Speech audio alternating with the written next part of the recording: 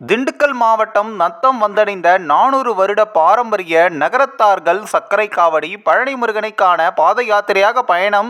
திண்டுக்கல் மாவட்டம் நத்தம் காவடி மடத்திற்கு 400 ஆண்டுகள் பழமையான பாரம்பரியமிக்க நகரத்தர் காவடிகள் வந்து சேர்ந்தன. 329 சர்க்கரை காவடியுடன் ஆயிரக்கணக்கான பக்தர்கள் குன்றக்குடியில் இருந்து 21 நாட்கள் பயணமாக புறப்பட்டு நத்தம் வழியாக பழனியை நோக்கி பயணத்தை மேற்கொள்கின்றனர். அது மட்டுமல்லாது நெற்குப்பை, கண்டனூர், காரைக்குடி, அரண்மனை, பொங்கல் உள்ளிட்ட நகரத்தார்கள் கடந்த 400 ஆண்டுகளாக இந்த சர்க்கரை காவடிகளை 21 நாட்கள் பாத யாத்திரையாக சென்று பழனி முருகனை தரிசித்து காவடி செலுத்தி தங்கள் நேர்த்திக்கடனை செலுத்துவது வழக்கம். இந்த ஆண்டு பிப்ரவரி 11 தைப்பூசத்தன்று பழனி சென்றடைந்து அதன் பின் பிப்ரவரி 13 மகம் நட்சத்திரனன்று மலைக்கோவிலில் காவடி செலுத்தி வழிபாடுகளை நிறைவு செய்கின்றனர். அதன் பின் நடந்தே வீடு திரும்புவது இவர்களது தனி சிறப்பு. தங்களது முன்னோர்கள் சென்று வந்த பாதைகளையே இவர்கள் இன்றளவும் கடைபிடித்து சென்று வருவது மறக்க முடியாத வழக்கமாக பின்பற்றி வருகிறார்கள். அதன் அடிப்படையில் நத்தம் மாரியம்மன் கோவில் அருகே உள்ள காவடி மடத்திற்கு காவடிகள் வந்தடைந்து பின்னர் மகேஸ்வர பூஜை நடைபெற்றது. பக்தர்கள் முன்னிலையில் காவடி சிந்து பாடப்பட்டு காவடிகள் பழனியை நோக்கி புறப்பட்டன.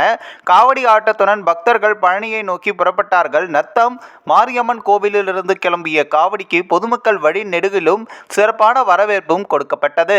இந்த ஒரு வீடியோ குறித்து உங்களுடைய கருத்துக்களை நீங்க மறக்காம கமெண்ட்ஸ்ல சொல்லுங்க. நம்ம ஏஷியாநெட் நியூஸ் தமிழையும் தொடர்ந்து ஃபாலோ பண்ணுங்க.